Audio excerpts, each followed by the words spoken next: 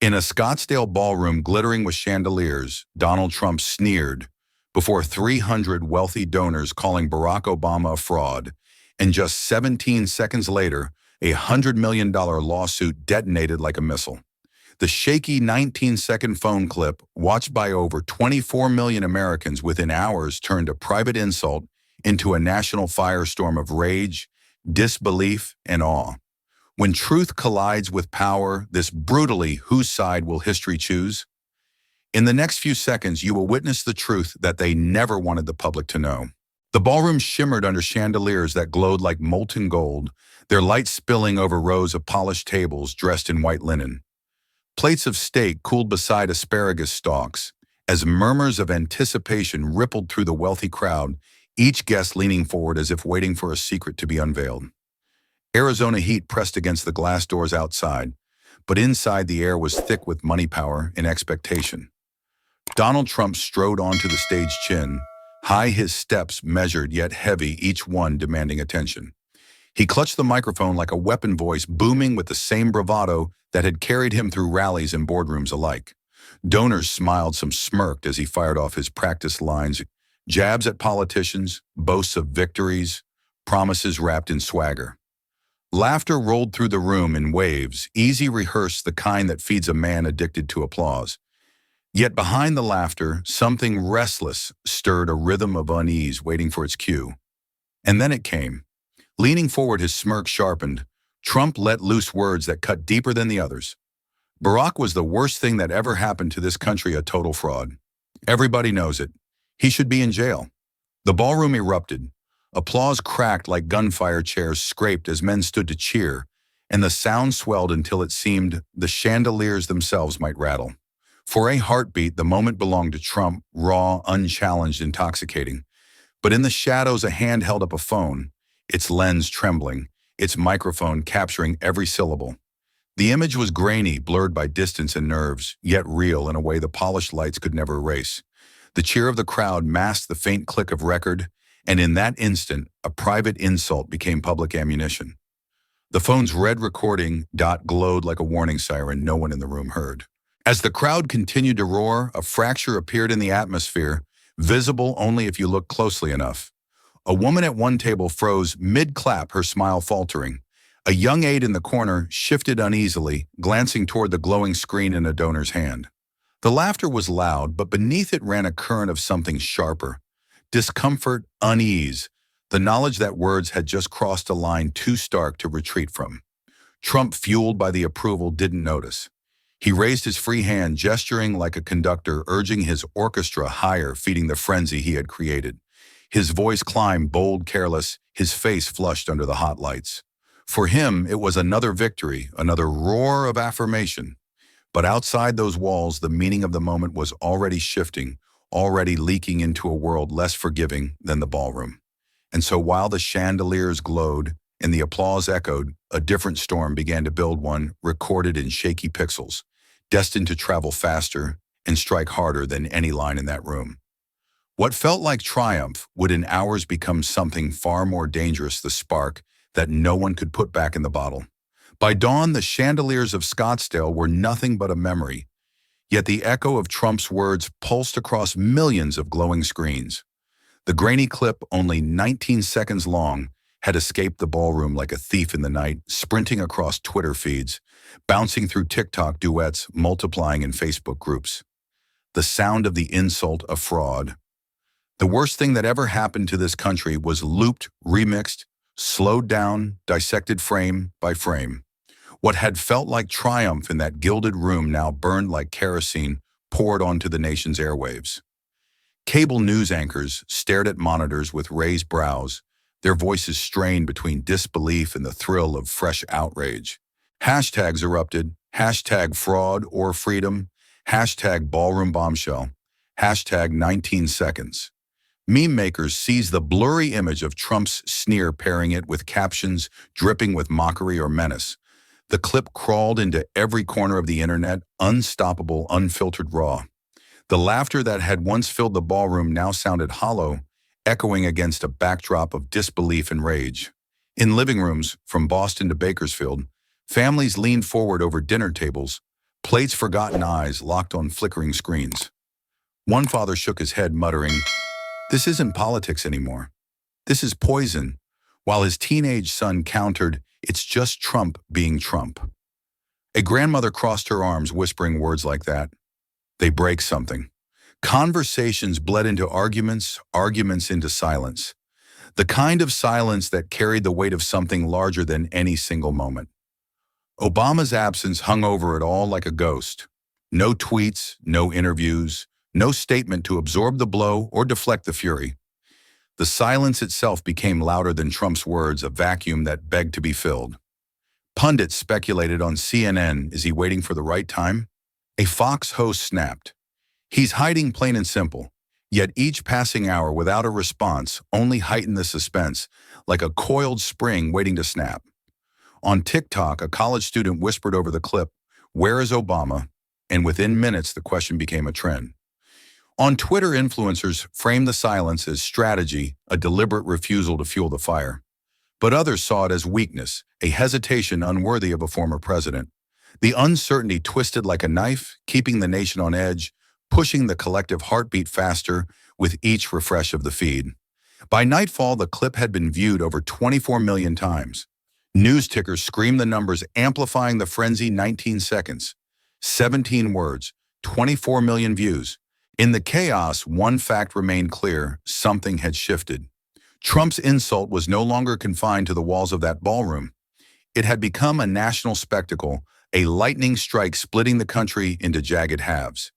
And just as the storm of outrage reached its peak, when the noise felt deafening and the tension unbearable, the silence cracked. A new headline flashed across every screen, a headline no one expected to see so soon: a lawsuit massive, real, and already filed. The nation froze mid-breath, caught between disbelief and awe, as the game changed forever. 17 seconds. That was all it took for the storm to transform into something far more lethal. While the 19-second clip of Trump's insult still raced through timelines, a different kind of document was already hitting inboxes in Washington, a stamped, time-coded legal filing. Barack Obama's legal team had launched a $100 million defamation suit, precise as a sniper's bullet. The timing was surgical, the delivery flawless, and the effect immediate. Newsrooms erupted like war rooms under sudden attack. Producers shouted across desks, anchors stumbled over teleprompters, and chyrons lit up with words no one expected to see: Obama versus Trump defamation, $100. Within minutes, cable networks cut into scheduled programs, voices breaking with disbelief. Commentators stared at printed pages, still warm from the fax machines, fingers trembling as they turned to cameras and asked, "Was this a trap all along?" Across the country, the reaction split like shrapnel. Some gasped in admiration, marveling at the precision of Obama's move, too fast, too clean to be coincidence.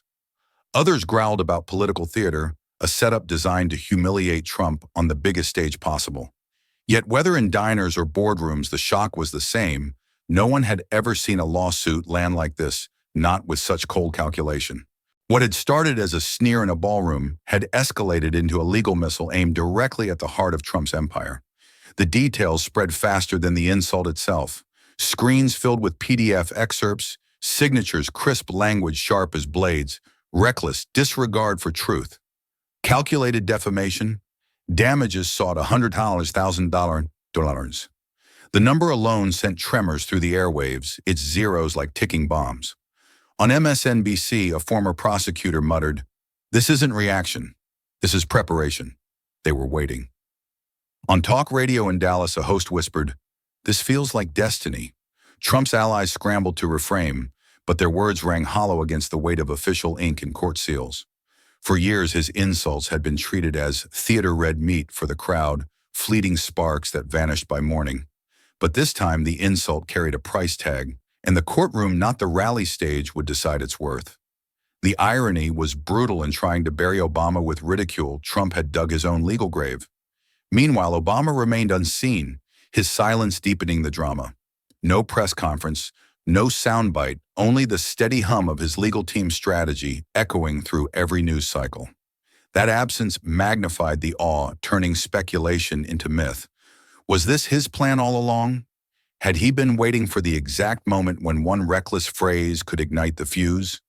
The ballroom cheers were still echoing online, but now they were drowned beneath the roar of something heavier, accountability sharpened and signed. As Americans watched the headlines roll across their screens, one question crystallized in living rooms, offices and classrooms alike, burning, haunting, impossible to ignore. Can one lawsuit truly make reckless words carry weight? The lawsuit landed like thunder, and the first lightning strikes appeared on television screens. Anchors leaned forward with wide eyes, their polished voices cracking under the weight of the breaking headline. "This isn't politics," one veteran commentator gasped, holding up a printed copy of the filing as though it were evidence from a crime scene. "This is litigation." The words hung in the air, heavier than campaign slogans, heavier than insults. It was the sound of spectacle colliding with consequence. Across Dallas, morning radio shows lit up with callers, each voice sharper than the last. One truck driver barked, "$100 million.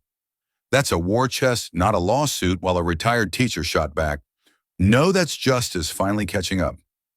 The hosts sparred live, juggling outrage and disbelief as phone lines blinked red nonstop. The energy was frantic, electric, like a storm tearing across the plains. For the first time in years, Trump's words weren't just entertainment fodder, they were evidence in a case with teeth. In an Oklahoma diner, the smell of bacon and coffee clashed with the tension at every booth. A man in a baseball cap slammed his mug on the counter, muttering, "It's just politics, theater for the cameras." The waitress balancing plates shook her head and whispered, "Then why does it feel different this time?" Conversations tangled in the air, like smoke, heavy with skepticism, but laced with a thread of reluctant respect. Even those who despised Obama couldn't ignore the precision of the strike. Meanwhile, in lecture halls, law professors projected the PDF of the lawsuit onto glowing white screens. Students scribbled notes furiously as professors dissected the language, each clause, each phrase, each zero in the $100 million demand. "Observe the strategy," one professor declared, pacing the front of the room. "This wasn't rushed. This was engineered." The room buzzed, half in awe, half in doubt. Young faces stared at the document, not as news, but as history unfolding in real time. Back on cable news, the tone shifted from laughter to analysis, from dismissal to alarm. Commentators replayed the 19-second clip side by side with the official lawsuit, the contrast stark and undeniable, grainy pixels of mockery versus the cold stamped ink of accountability. One panelist shook his head slowly and whispered, "He walked right into it." Another raised a finger and countered, "But will the courts agree?" The clash of voices filled living rooms, leaving viewers caught between admiration for the strategy and suspicion of the motives. And so as the day unfolded, the nation found itself suspended in a strange balance, skepticism against respect, disbelief against awe. Some saw a trap, others saw justice, but all agreed on one thing: the game had changed. The insult that once rang as applause line was now being measured in legal terms, line by line, dollar by dollar. And in that charged silence after each broadcast, one thought pressed heavier than the rest. What happens when spectacle is no longer enough and the law itself takes the stage? The courtroom filing may have carried the weight of power, but it was the ripple through ordinary lives that gave it force. In a small-town Ohio gas station, a long-haul trucker stood beside his rig arms, crossed eyes fixed on the TV behind the cashier. "I've heard Trump say worse," he muttered, shaking his head. "But now he's getting sued for it." The clerk, no older than 20, replied quietly, "Maybe that's the point. Maybe someone finally said enough." In a downtown Chicago diner, sunlight filtered through cracked blinds as a waitress wiped down a table with more force than necessary. Her shift had started with tips and toast, but now she was part of something bigger. She turned to a regular retired Vietnam vet, always in the corner booth, and asked, "When did we stop caring about truth?" He didn't answer right away, just stared at the screen above the bar where the lawsuit headline lingered, then finally said, "Maybe when people stopped getting punished for lying." His voice trembled, not with anger, but with fatigue. On a campus in Philadelphia, inside a cluttered law library that smelled of ink and ambition, a young woman named Elena scrolled through the PDF of the lawsuit on her cracked phone. Her pulse ticked faster with each line. The filing wasn't sloppy. It was exact. Language like calculated defamation, reckless disregard. Her friend leaned over her shoulder. He just said it yesterday. How'd they file this already? Elena didn't look up. Because they were ready. This wasn't a response. This was a countdown. The realization hit like a quiet bomb. Obama's team hadn't reacted they'd anticipated. Weeks, maybe months in the making, every word drafted, reviewed, sealed. The ballroom moment wasn't random. It was ignition. Across the country, from truck stops to cafeterias, the story shifted in tone. This wasn't a tweet war. This wasn't cable news outrage designed to fade by morning. It was structured, strategic, deliberate. And that frightened people in a way they didn't want to admit. A barbershop in Atlanta fell silent as someone read aloud the lawsuit's timestamp, filed 17 seconds after the insult went viral. That's not law, one man whispered. That's war. Heads nodded slowly. Someone turned off the clippers. Another leaned forward and said, he baited him. Let Trump talk long enough and he'll hand you the rope himself. The shop didn't erupt in applause. It just sat still, heavy with the weight of recognition. In towns and cities across America, conversations once filled with sarcasm and dismissal were turning sharper, deeper. Empathy crept in. Doubt followed. And then came the truth. This wasn't business as usual. It wasn't about politics anymore. It was about a line finally drawn and what it meant for anyone who dared to cross it. The insult that once blared across every screen now echoed faintly like the final clang of a bell that had already stopped mattering. Trump's words, loud, sharp, designed to sting, were being drowned out by something colder, quieter, and far more deliberate. As news outlets pivoted from outrage to analysis, from reaction to strategy, it became clear the story was no longer about what Trump said. It was about what Obama had done. And for millions, that shift felt seismic. In blue states, a quiet relief spread, like a long breath finally exhaled. Teachers showed the lawsuit in civics classes. Parents pointed to it at the dinner table and said, see, there's still consequence. The filing had become more than legal action. It was a symbol. Not just resistance, but restraint. Not just retaliation, but order. In a nation addicted to chaos, Obama's silence, followed by surgical precision, was a language people hadn't heard in years. But in red states, the temperature rose. Outrage flared across AM radio inside county halls under flags that never came down. It's a setup, one local sheriff said on live broadcast. They baited him, waited for him to explode, then pulled the pin on a lawsuit they already had cocked and loaded. He wasn't alone. The theory crept like wildfire through podcasts, forums, Sunday sermons. Obama hadn't responded he had planned, and that possibility made people furious. Not because it was illegal, but because it was brilliant. Somewhere between admiration and paranoia, the whispers gained shape. He let Trump walk straight into it. The language was too perfect, the timing too clean, the silence too strategic to be coincidence. Had Obama known the exact moment Trump would snap? Had his team waited cold and quiet for the right line, the right stage, the right cell phone to record it? And if they had, was that manipulation or mastery? Cable panels lit up with questions, but answers remained elusive. Commentators began speaking less about what had been said and more about how the board had been set. One legal analyst stared into the camera and said, "This isn't about anger. This is about architecture." Her co-host nodded slowly. And Trump. He brought a microphone to a chess match. The shift was complete. Trump, once the loudest man in every room, had lost control of the narrative. It no longer belonged to his volume. It belonged to Obama's silence and the paper trail that followed it. The insult had become background noise. The lawsuit had become the signal. And as the camera zoomed in on the headline, Barack Obama versus Donald J. Trump defamation, $100,000, a new question emerged from the static, whispered not by pundits, but by a nation reeling from the turn. Do leaders truly control the narrative, or does the truth, one way or another, always take it back? Long before the chandelier light in Scottsdale dimmed before the insult was ever spoken, a different kind of room was already humming. Deep inside a Chicago office tower wrapped in blue glass and wind, the air was colder, sharper, engineered for discipline, not noise. Michael Reynolds paced in a slow, deliberate loop, his leather shoes whispering across industrial carpet. Every time he reached the window, He paused just long enough to watch the city breathe, then turned back with the weight of strategy on his shoulders.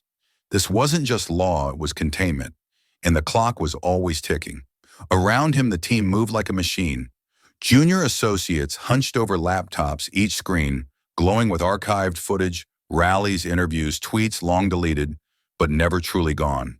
They logged every insult, every jab, every word Trump had hurled at Obama in the past 7 years. One wall was covered in whiteboards scribbled with phrases illegitimate, weak, criminal. Red lines connected dates, platforms, cities. They weren't looking for outrage. They were building a pattern. Near midnight one Tuesday, Carla Jimenez, sharp-eyed, sleep-deprived, froze mid-scroll. "Found it," she whispered. Reynolds was there in seconds.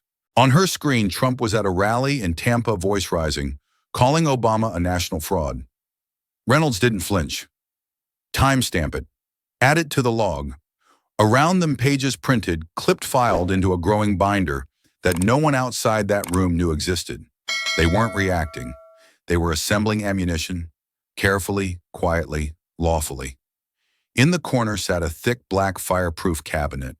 Inside, behind double locks, rested a sealed envelope, the final draft of a lawsuit too dangerous to send until the timing was perfect. Every clause had been weighed like gold. Every phrase revised until sharp enough to draw blood. It wasn't about anger, it was about precision. This wasn't a counterpunch. It was a slow pull of the trigger. The emotional weight never left the room. Everyone knew the stakes. No one said it out loud, but they felt it in their chests. Once this was launched, there would be no turning back. "We're not here to punish a soundbite," Reynolds told them. "We're here to prove a pattern of intent." Behind him, the city slept under the illusion that silence meant peace. But inside that war room, silence was strategy. The final line of defense wasn't a microphone. It was documentation. Every file had a fingerprint. Every decision left a trail. And when the time came, when the insult finally escaped Trump's lips in just the right room, with just the wrong camera rolling, no one in that office flinched. They didn't scramble. They deployed. The world would see a headline. But what they wouldn't see, not at first, was this room, the sleepless nights, the slow surgical build. Not rage, not revenge, just readiness. And in that readiness, they had turned truth into a blade. The moment Trump leaned into that microphone in Scottsdale, he didn't just speak, he detonated. To the crowd, it was familiar fire. Obama was the worst thing that ever happened to this country. A total fraud. They roared with laughter, unaware that the sound was already bleeding into history. But in Chicago, horned 400 miles away, the moment that clip hit the internet, every phone in Obama's war room lit up at once. Reynolds didn't ask what happened. He already knew. The fuse had finally reached the charge. It hadn't been a question of if only when. They had watched Trump for months, every podium, every press gaggle, every rant with a flag behind him and a crowd in front of him. The war room didn't need to bait him. They just needed patience. Eventually, he would say it again, unguarded on camera in public. When he did, the machinery they'd built in silence would roar to life. Scottsdale was the match. The lawsuit was the firestorm. What the public didn't know yet, but soon would, was that this wasn't a reaction born in fury. It was a case forged in foresight. For weeks, interns had transcribed footage into massive binders. The word fraud appeared 37 times. Criminal 24, jail 13, dates, locations, context cataloged with the precision of a courtroom surgeon. Trump hadn't made one mistake. He'd made dozens. Scottsdale was simply the final one they needed to prove intent. And intent changes everything. In defamation law, it isn't the insult, it's the pattern, the malice, the choice to repeat a lie long after it stops sounding like opinion.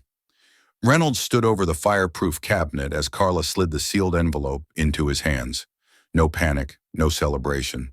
Just quiet electricity in the air, like standing inside the eye of a hurricane you saw coming weeks before anyone else.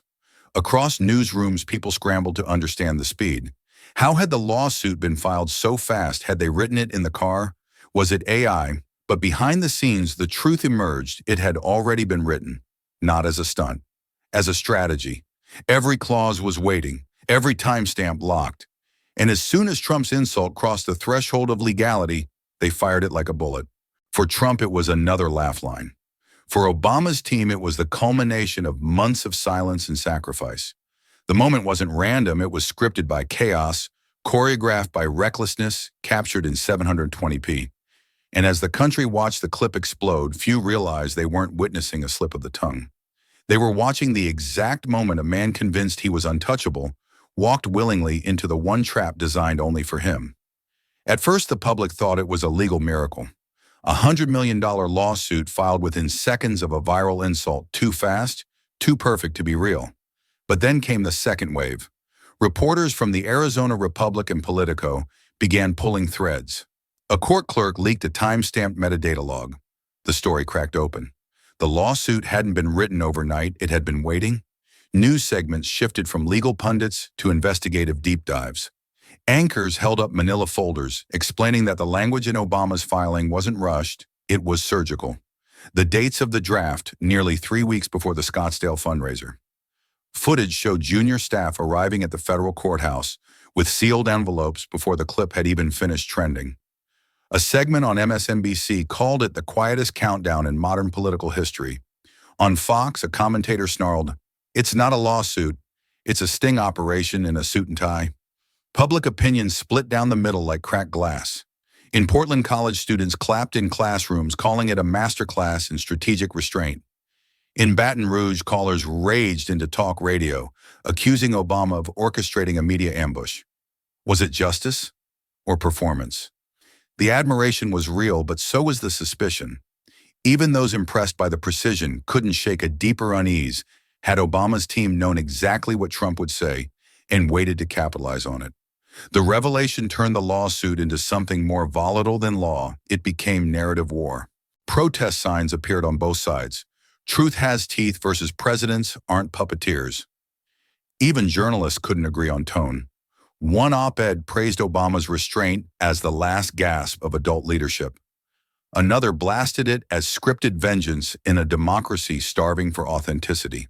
Somewhere in the middle, in a Virginia cafe, a woman read the article aloud to her husband. "They planned it," she whispered. "They knew." He didn't look up from his coffee. "Of course they did," he replied. "The only surprise is that Trump walked right into it." She hesitated, then said, "Still, doesn't it feel like a trap?" That question rippled everywhere. Talk shows spun it into panel fights.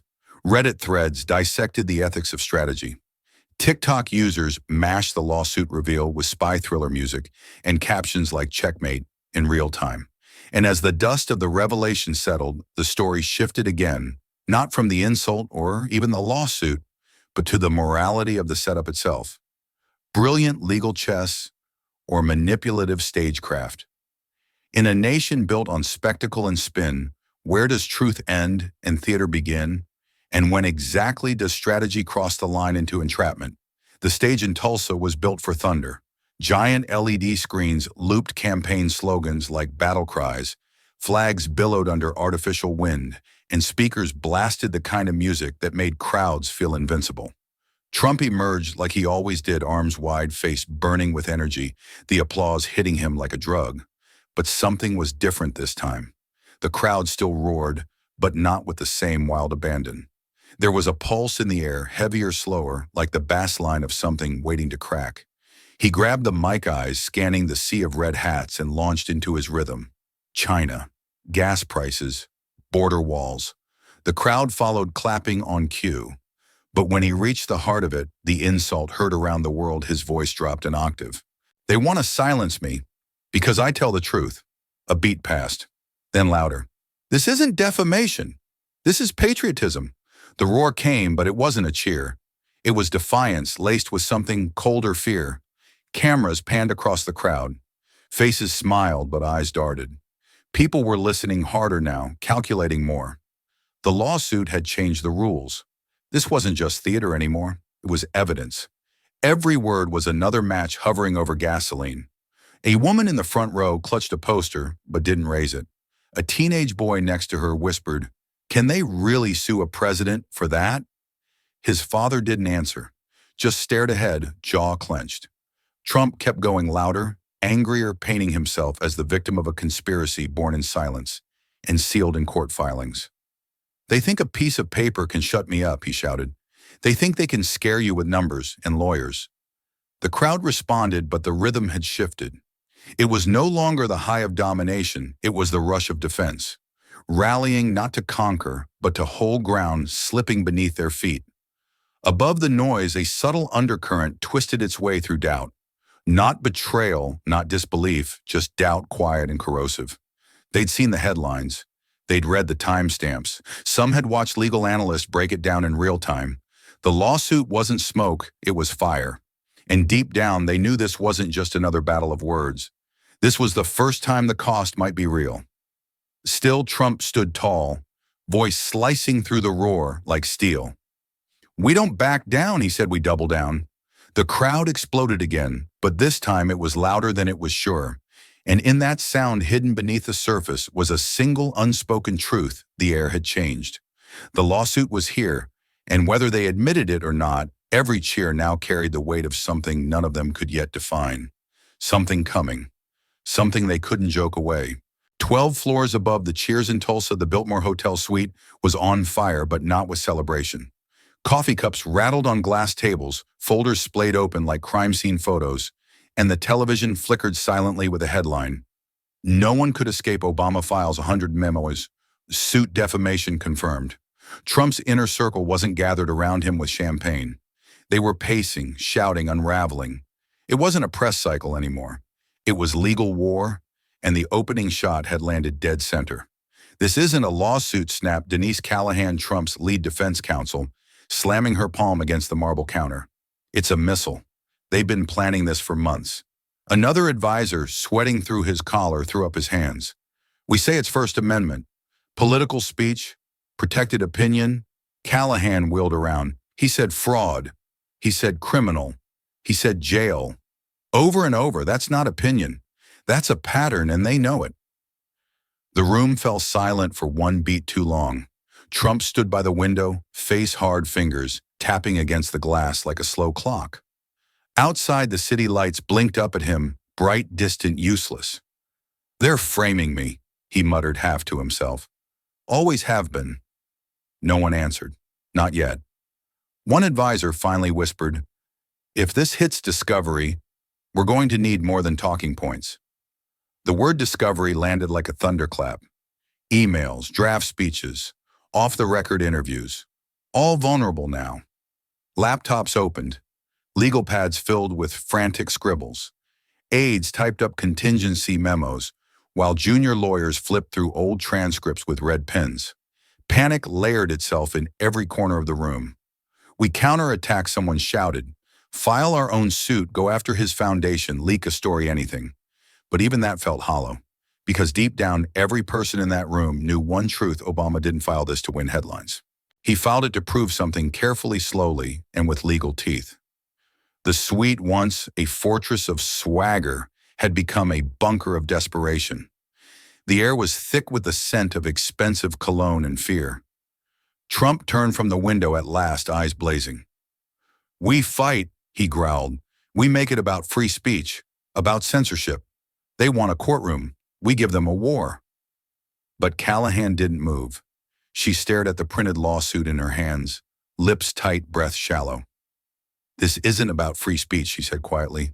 "It's about control. And right now, we've lost it." The room didn't explode this time. It just paused, paralyzed by the realization that for the first time in years, Trump wasn't steering the chaos. He was trapped inside it, and the walls were closing in. As Trump's team scrambled behind sealed hotel doors and pundits screamed across split screens, one voice remained conspicuously absent. No tweets, no press conferences, no carefully worded statements through a spokesperson. Barack Obama vanished into silence, and in that void, something unexpected began to grow power. The kind of power that doesn't shout, doesn't beg for attention, but waits. The longer he said nothing, the louder the world seemed to talk. Reporters camped outside his Chicago residence.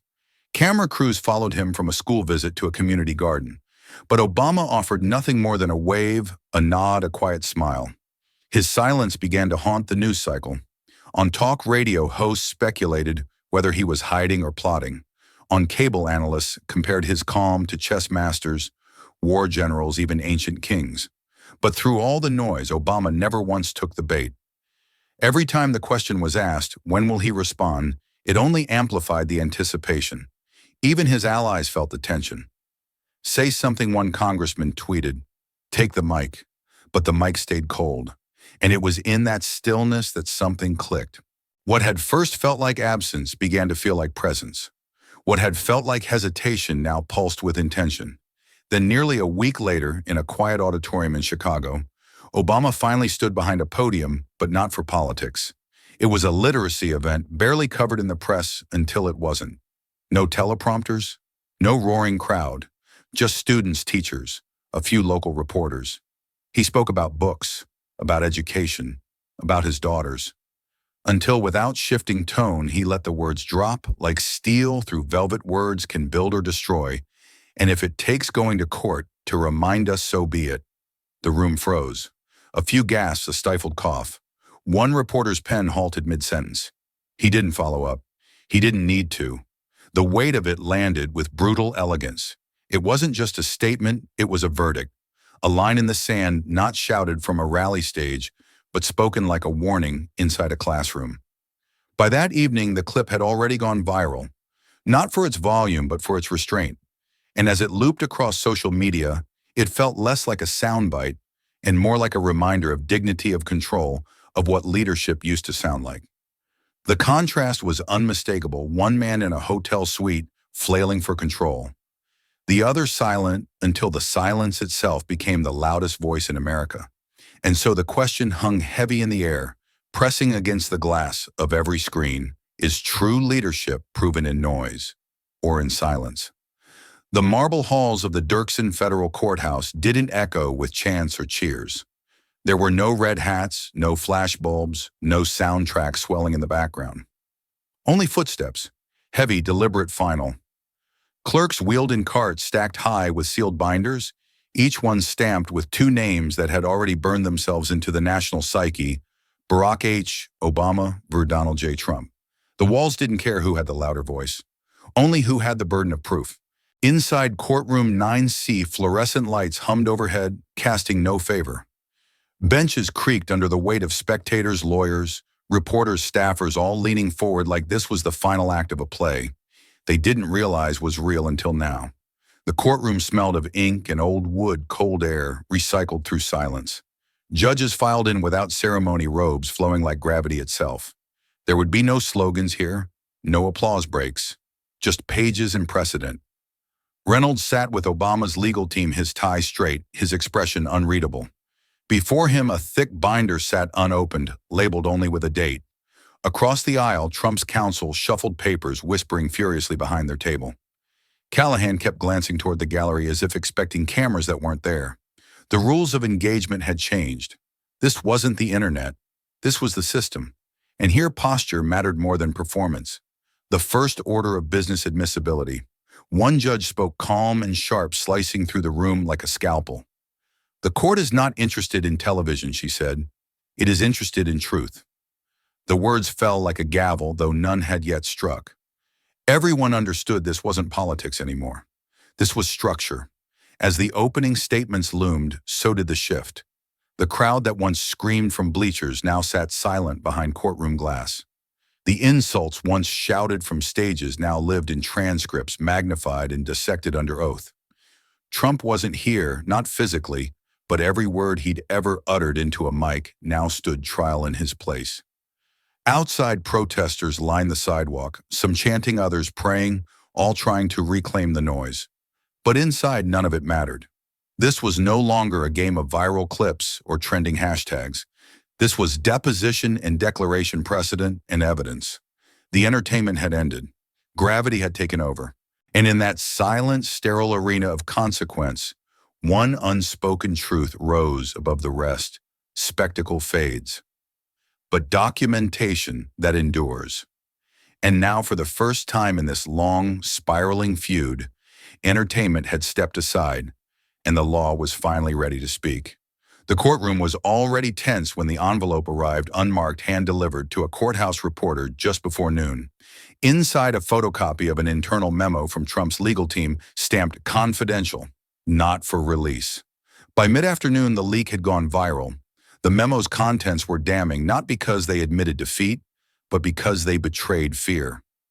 Line after line outlined the risks of discovery and what it might uncover. One sentence in bold: if discovery proceeds, we risk exposing not just one statement, but a sustained, provable pattern. Another recommendation: settle quietly before internal communications are subpoenaed. News outlets scrambled to verify, but the damage was already done. The leak wasn't just a window into strategy, it was a crack in the armor. And once cracked, even the thickest defense begins to splinter. The next morning, the document appeared in courtroom 9C, not from the media, but from Obama's lead counsel himself. Reynolds stood calm and methodical, the leaked memo folded neatly in his hand. No theatrics, no gloating, just a quiet pivot to the bench. He held up the page for the judge to see, for the record to accept, and said only 5 words. This memo speaks for itself. The silence that followed was deafening. Not a cough, not a shuffle. On Trump's side of the aisle, Callahan's jaw clenched. One advisor whispered something under his breath, but no one responded. They didn't need to. The courtroom had already absorbed what mattered. Fear, real, internal, documented, had breached their narrative. Outside, the leak spread like wildfire. Social media plastered screenshots across feeds with hashtags like #LeakedFear and #DiscoveryStorm. TikTok creators dramatized the memo with somber music and redacted overlays. Cable anchors read excerpts on air with tones usually reserved for national security crises. But inside the courtroom, the power wasn't in the headlines. It was in Reynolds' restraint. He didn't pound the table. He didn't raise his voice. He simply returned to his seat. The memo now entered into the official record. And in that stillness, the room shifted. Obama's team wasn't just winning the argument, they were controlling the tone. Trump's bench looked rattled, visibly unmoored for the first time. Their fortress of confidence had cracked, not from an attack, but from a whisper, a sentence written by their own hands, never meant to see the light. That's what made it lethal. The judge took a long pause before moving forward, eyes lingering on the paper, still in Reynolds' hands. The message was unspoken but clear. Truth didn't need a microphone. It just needed to be documented, confirmed, and timed like a clock striking the hour. And in that moment, it was. The ruling came just after noon. A single page slid across the bench, signed and stamped, the typeface unassuming, but its weight hit like a hammer. Motion to dismiss denied. No loophole, no delay. The lawsuit was real and it was moving forward. Inside courtroom 9C, the silence cracked open. On Obama's side, a subtle exhale, nothing more. No fist pumps, no applause. Just a knowing glance exchanged between Reynolds and Carla, a confirmation that every sleepless night, every redacted transcript had led to this exact moment. They had cleared the gate. Now it was war. Across the aisle, Trump's counsel stiffened. Callahan's hand froze mid-page. An advisor whispered, "He's not going to take this well." And they were right. Because outside those walls, in the hushed suites of Manhattan and Mar-a-Lago, panic had already begun to bloom. Within hours, whispers spread across D.C. and New York. Trump was scrambling, not for legal clarity, but for cash. Reports surfaced of last-minute loan applications, calls to private lenders, even meetings with overseas contacts. One banker leaked a phrase that hit every major network: by sundown, he's liquidating to survive. In red states, supporters doubled down. "It's rigged," they shouted. "Weaponized law." But even their voices trembled now, because a dismissed case can be waved away. A live one must be answered. And that answer comes in depositions, disclosures, financial ledgers under oath. This wasn't a tweet. It was a ticking clock. In blue cities, cheers rang from bars and campus commons. One college student posted, "It's not just going to court, it's staying there." Hashtags surged, hashtag truth on trial, hashtag no dismissal, hashtag receipts incoming. But even in celebration, a shadow remained, because this wasn't just about legal precedent. It was about survival, personal, political, financial. At the end of that day, the courthouse lights flickered off, but the pressure didn't ease. Behind closed doors, Trump's team began triaging which emails would survive discovery, which donors would walk, how long until the press caught wind of the internal collapse. The lawsuit wasn't just a case now. It was a fault line running under the empire. Reynolds, seated alone in his office, reviewed the ruling again, fingers tapping slowly against the desk. "No dismissal," he whispered. "Now we begin." And as the country split between victory chants and whispered dread, one question rose through the noise, cutting deeper than legal jargon or partisan spin. What happens when truth collides with survival? The courtroom decision didn't just ripple through newsrooms, it invaded living rooms. Across the country, television sets flickered beside dinner plates. Court filings shared space with casseroles and coffee mugs. In a suburban home outside Des Moines, a father muted the TV and said, "This is bigger than politics." His teenage daughter rolled her eyes. "Or it's just censorship dressed up in a suit." The room tensed, forks paused midair, and suddenly the house wasn't just quiet, it was split. In Atlanta, a grandfather stood in front of the screen with arms folded, shaking his head slowly. "You can't sue someone for saying what they believe," he muttered. His son, seated at the table, replied, "It's not belief when you repeat a lie 50 times. That's intent." The words landed like a challenge, but neither man raised his voice. They just sat there, suspended in disagreement, like so many across America that week, grappling not with politics but with principle. In Phoenix, a mother turned off the television entirely. "It's too much," she whispered. "Every time you think it's settled, something else explodes." Her daughter sat cross-legged on the carpet, scrolling through TikTok clips of Reynolds holding up the leaked Trump memo. "They had it ready," she said. "They knew exactly what they were doing." Her voice wasn't angry, just unsettled, as if the truth didn't feel clean anymore. Everywhere the questions boiled under the surface. Is this what justice looks like? Or is it just the new weapon lawsuits instead of lies? Some debated it openly. Others kept it locked behind furrowed brows and late-night glances toward glowing screens. The country wasn't shouting, it was questioning. And in many ways, that was more dangerous. In a Brooklyn apartment, two roommates, one a law student, the other a freelance writer, argued over takeout. "It's accountability," the law student insisted. "The court's literally saying it has merit." But the writer pushed back. Since when did the courts become the last word on truth? Neither of them had an answer. But neither could walk away either, because suddenly every opinion felt like it might matter in a case they weren't part of, but couldn't escape. What once lived in headlines now lived at the dinner table. What once was background noise had become personal. The courtroom battle was now emotional terrain, stretching into kitchens, bedrooms, barbershops, and bus stops. And in that spread, something shifted. It wasn't rage anymore. It was confusion followed by something deeper: reflection. For the first time in years, America wasn't just taking sides. It was asking why. And beneath that collective pause, a quieter, harder question began to emerge, one no courtroom could settle. Is this accountability or censorship dressed in robes? The courtroom ruling didn't stay confined to legal circles. It detonated across the culture like a slow, rolling thunder. In lecture halls from Yale to community colleges in Ohio, law professors projected the case onto whiteboards, redlining phrases like reckless disregard and malicious intent. Students leaned forward not just to study, but to understand. This wasn't theory, it was a live, evolving history in real time. One professor paused mid-sentence and said, "You're not reading precedent, you're watching it form." In barbershops from Detroit to Baton Rouge, the case became sermon and debate. Clippers buzzed in the background, while arguments played over talk radio, the voices overlapping with the rhythm of hair hitting the floor. "Man, this ain't about Obama or Trump," one barber said, pointing his comb like a gavel. "It's about whether truth still matters when the cameras turn off," a customer replied, "or whether power can silence you if they've got better lawyers." Laughter followed, but no one was really joking. In Sunday services across the South, pastors wove the trial into sermons, their voices rising with a cadence somewhere between scripture and call to action. Life and death are in the power of the tongue. One preacher said, Bible in one hand, a printout of the lawsuit in the other. And now so is reputation. So is truth. Congregants murmured amen, but eyes lingered, minds still turning. The scripture felt heavier when laid beside a court document. In high school classrooms, civics teachers tossed out textbooks and opened laptops. Clips from Courtroom 9C played beside the Constitution.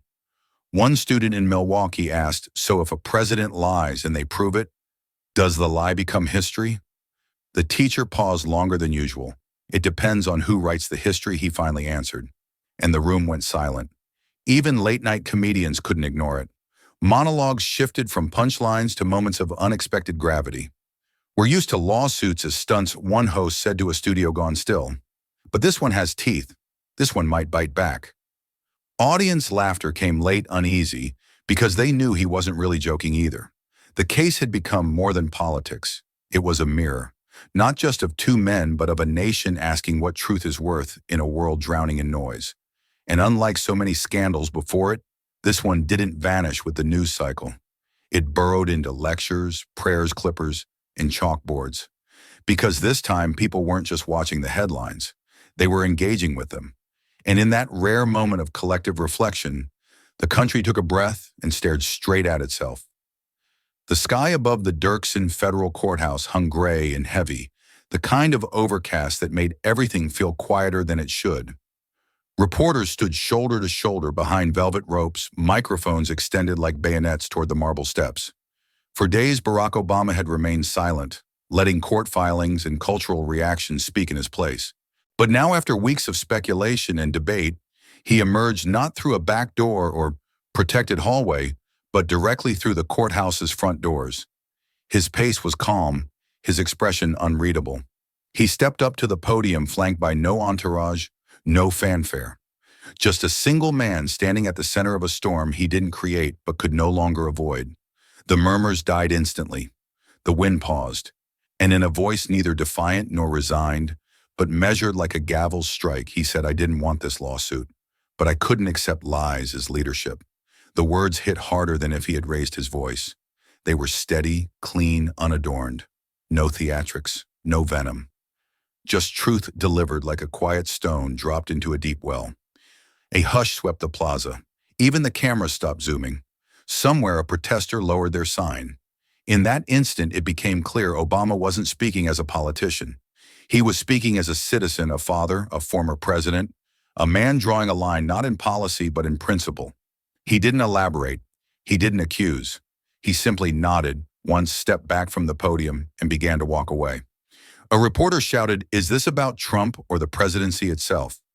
Obama paused at the top of the steps, turned slightly, and offered one final sentence, soft but sharp. "This was never about one man. It's about what we're willing to accept." The silence that followed was thunderous. No applause, no outrage, just reflection. Inside homes, classrooms, churches, and barbershops, where days earlier people had debated motives and methods, something shifted. The argument had evolved. No longer should Obama have filed the suit, but had he been forced to, cable news shows scrambled to spin. Pundits battled over subtext. But across the country, average Americans sat with something heavier than headlines. It wasn't about Trump anymore. It was about precedent, about the standard, about what happens if silence meets dishonesty and never answers back. And as the cameras followed Obama's slow descent down those courthouse steps, one final question began to rise, not from reporters, but from the people watching behind screens and across fences. Do we demand accountability only from our enemies, or from everyone? The headlines faded first. Cameras moved on to newer chaos. TikTok trends shifted. But inside the Dirksen courthouse, the gears of justice never stopped turning. The lawsuit, once explosive, had entered its next phase. Slow, methodical, relentless. Motions filed. Motions challenged. Filings stacked like bricks in a fortress no one could breach with noise. Depositions scheduled, postponed, rescheduled. Witnesses prepped behind closed doors. What once dominated the evening news now lived in clerical silence. PDFs, court seals, footnotes. The tempo had changed, but the weight had not. Outside the courtrooms, the emotional current evolved. The frenzy was gone, replaced by something steadier clarity. People weren't shouting anymore.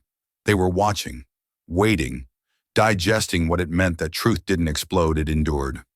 Across campuses, churches, and coffee shops, the question no longer centered on who would win, but what would be left standing when the paperwork stopped. Inside legal circles, the case became required reading. Professors referred to it as the new standard.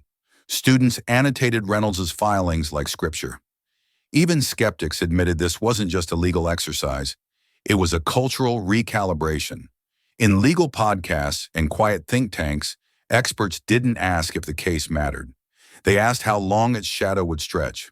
Trump's team, once media juggernauts, now moved in procedural silence. No more rallies, no more podium defiance, just midnight strategy calls and mounting bills. Rumors of financial strain resurfaced, another property leveraged, another donor gone cold. Inside the Biltmore, the once defiant war room became a legal triage unit. Damage control replaced damage denial. And yet Obama remained steady. No countersuits, no sudden interviews. He spoke only once more, a sentence in passing outside a library in Cleveland. The law isn't fast, but it remembers. It was quoted everywhere, not because it was loud, but because it was true. This wasn't the victory lap the nation expected. It was something heavier, more honest. Justice, it turned out, didn't sprint, it crawled. But in that crawl, it carried something stronger than momentum. It carried permanence. And so as the case moved forward beneath headlines no longer screaming, the nation watched in quiet unity. Not as spectators of a scandal, but as witnesses to a system waking up. One motion at a time, one document at a time. Because sometimes the loudest verdict isn't shouted, it's filed. And in that slow grinding rhythm of truth on paper, America began to see something it hadn't felt in a long time. Not closure, but consequence. It wasn't a press conference. No podium, no microphones angled like bayonets. Just Barack Obama seated on a wooden bench outside a community center in St. Paul, speaking to a small circle of students after a youth mentorship event.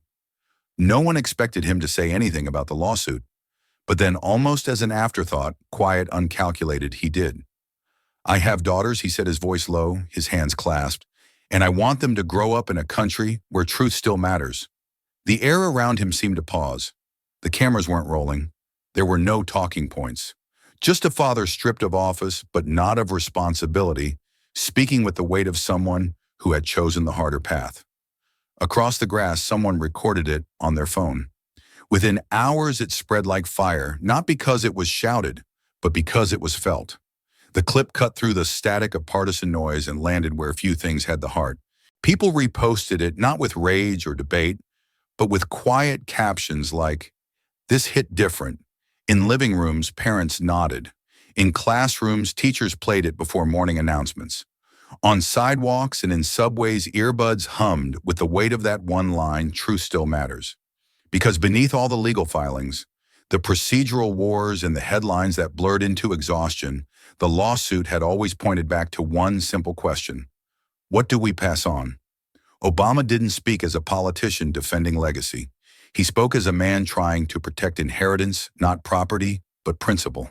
For his daughters, for everyone's children, for the country still deciding who it wanted to become when no one was looking. That day, he didn't talk about Trump. He didn't talk about winning. He talked about decency, about words, about why silence wasn't enough when lies were allowed to wear the mask of leadership.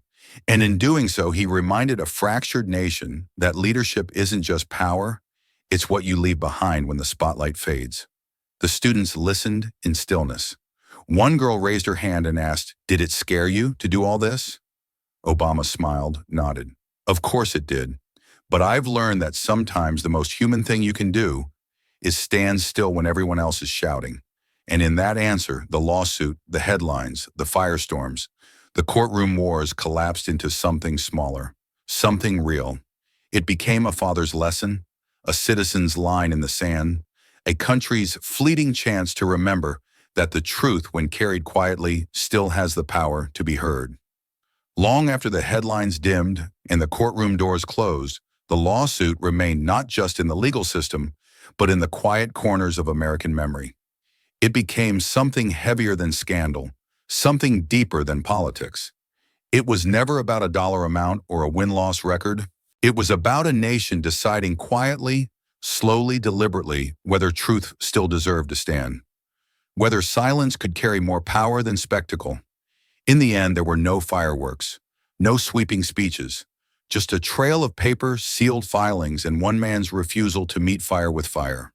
Obama had chosen discipline over drama, restraint over retaliation, and somehow that quiet act made more noise than any podium ever could. What lingered wasn't the roar of the rallies or the frenzy of social media, it was the stillness that followed. The conversations that shifted from shouting to listening. The realization that for once a response wasn't designed to destroy, but to defend something fading. Not ego, not status, but principle.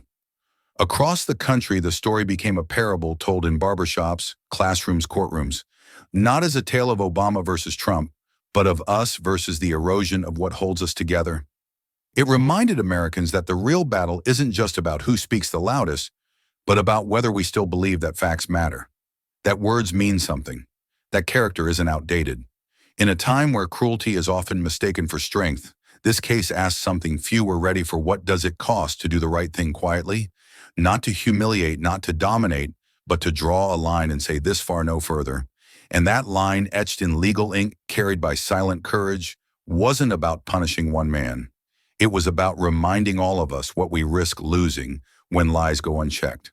The lawsuit may drag on, the motions may pile higher, but culturally something already shifted.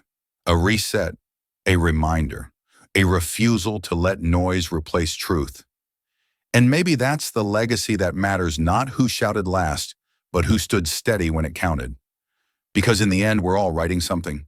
Not lawsuits, not speeches, but stories about who we are and what we leave behind. So ask yourself this, not as a voter, not as a spectator, but as a human being. In your own life, do you want to be remembered as someone who tore others down or as someone who lifted them up? This story reminds us that true strength often lies not in volume, but in values. At a time when shouting seems to dominate it, was silence, preparation, and quiet conviction that carried the most lasting impact. For those of us over 50, it's a powerful reminder. Wisdom doesn't need a microphone. It needs courage, patience, and purpose. As we guide younger generations, our legacy won't be defined by how loud we were, but by how steady we stood when it mattered. Truth may not move fast, but when it arrives, it endures. In your own family, workplace, or community, where can your steady example speak louder than someone else's noise? And what legacy do you want your silence or your words to leave behind? Thank you for watching until this moment and for standing with us on this journey for justice. Your support means everything. Like, subscribe, and turn on notifications so you never miss what's next. And we'd love to hear your thoughts. Leave a comment below and let us know what moved you most in this story. Together, our voices make a difference.